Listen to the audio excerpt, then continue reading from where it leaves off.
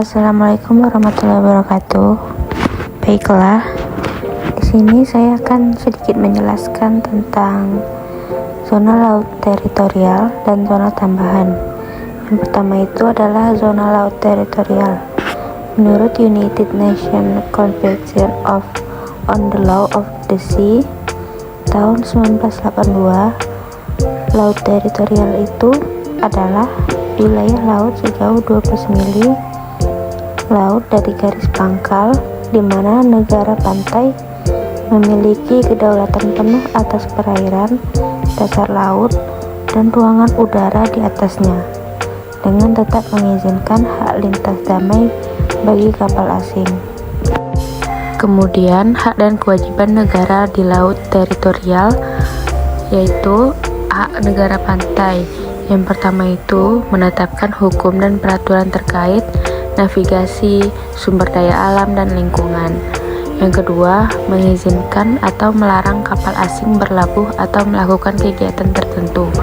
Yang ketiga, mengelola perikanan dan eksploitasi sumber daya alam di dalamnya. Yang keempat, menegakkan hukum terhadap pelanggaran yang dilakukan oleh kapal asing di wilayahnya. Kemudian yang kelima, mengontrol aktivitas militer dan intelijen asing yang dilakukan di perairannya.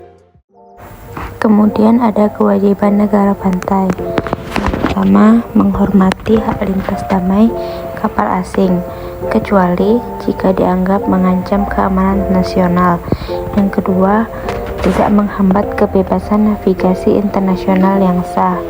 Yang ketiga, menjaga ekosistem laut dan menghindari pencemaran lingkungan.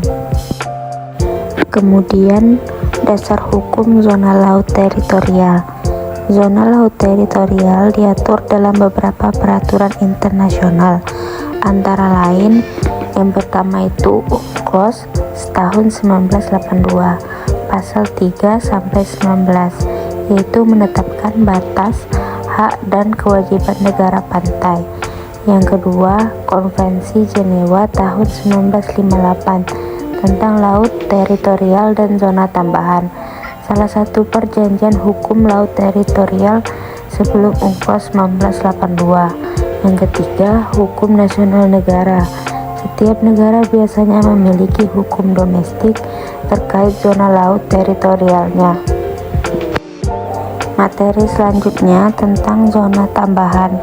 Nah, pengertian zona tambahan itu sendiri adalah wilayah laut yang berada di luar laut teritorial dengan batas maksimal 24 mil laut, sekitar 44,4 km dari garis pangkal suatu negara. Zona ini bukan wilayah kedaulatan penuh, tetapi negara pantai memiliki hak pengawasan dan penegakan hukum terhadap berbagai aspek tertentu, seperti pajak, bea cukai, imigrasi, kesehatan, dan keamanan. Kemudian hak negara di zona tambahan. Yang pertama itu mengawasi dan mencegah pelanggaran hukum di bidang yang pertama, bea cukai dan perpajakan. Tujuannya untuk mencegah penyelundupan dan pelanggaran pajak. Yang kedua, imigrasi. Tujuannya untuk mengontrol perbatasan dan mencegah imigrasi ilegal. Yang ketiga, kesehatan.